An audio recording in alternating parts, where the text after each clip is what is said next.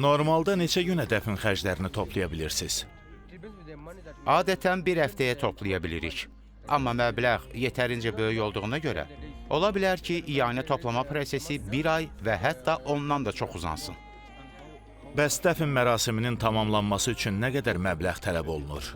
Bizim WhatsApp qrupumuz var. Orada lazım olan məbləğ tamamlananda görünür.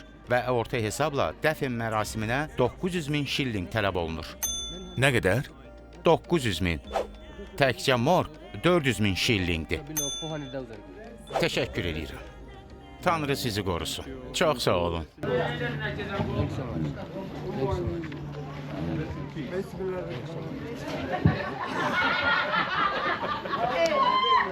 Sənə lazım idi. Sən də gəl. Gəl bura. Minimum spid xəstəliyi tutduq, yəni.